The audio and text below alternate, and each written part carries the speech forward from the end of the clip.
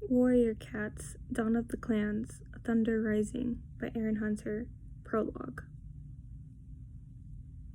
All was dark over the moor, except for the glitter of far-off stars and the pale light of the moon. Thunder shifted on his haunches and closed his eyes to narrow slits as he gazed up at the silver circle where it hung close to the horizon. The night breeze rippled through his fur, was cool and refreshing. The young cat began a luxurious stretch, then froze as another sensation joined the gentle ruffling. Something warm was rasping repeatedly across his head.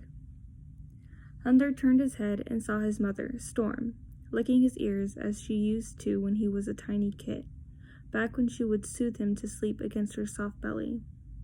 Thunder drew in his breath in wonder. My mother! It had been so long since he had last felt the touch of her fur. Storm paused. Thunder's gaze met hers, and he felt like he was sinking into the green depths of her eyes.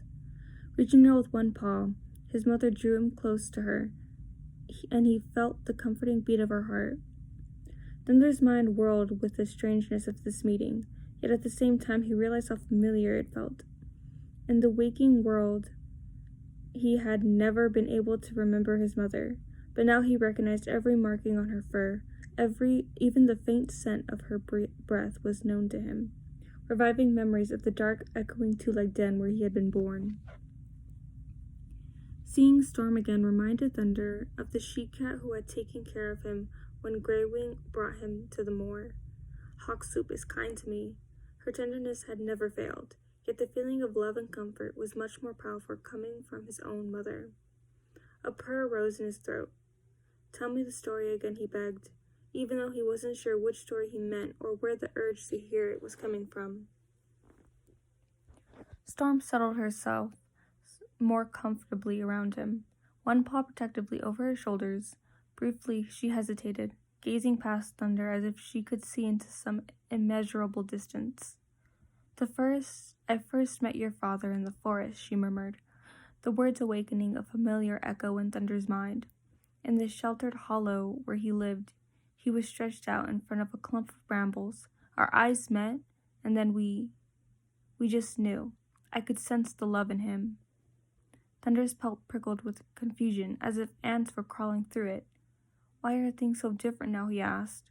Clear Sky turned me out, my own father. Where did all that love go? He felt Storm shift uneasily. It's still there, she replied. It's just, Clear Sky doesn't know what to do with it. He'll help him find a way. She bent her head and drew her tongue along the side of his body, with strong, comforting licks. I know you will. Thunder relaxed, but before he could close his eyes, he spotted a sudden movement in the distance. The dark shape of a cat, his head and tail raised, paced across the shining circle of the moon. Though he was far away, Thunder instinctively knew that the cat was his father. Storm must have seen him too, for Thunder felt her heartbeat quicken. His own heart ached to realize that his mother still loved Clear Sky. He half rose, intending to go after his father, but the paw that Storm had laid across his shoulders tightened, drawing him closer to her side. Leave him be, she mewed softly. But you said, Thunder protested. The time isn't right, his mother told him. You will know when it is. She began to lick his ears again, and gradually Thunder settled down. But he's my father, he murmured sadly. I know, Storm reassured him. Briefly, playful, she patted him on the nose, her claws sheathed. You have so much of him in you, she purred. The ache in Thunder's heart grew more painful still, as if sharp claws were gripping it. Then why won't Clear Sky acknowledge me, he demanded. Why can't I go to him? His voice rose into a wail. Everything feels so wrong. Storm's eyes were full of sorrow as she fixed her gaze on the full moon. The night breeze grew stronger, ruffling her fur, and she curled her body more tightly around Thunder, protecting him from the chill. Thunder couldn't see her face anymore. He could only hear her as she began to speak again.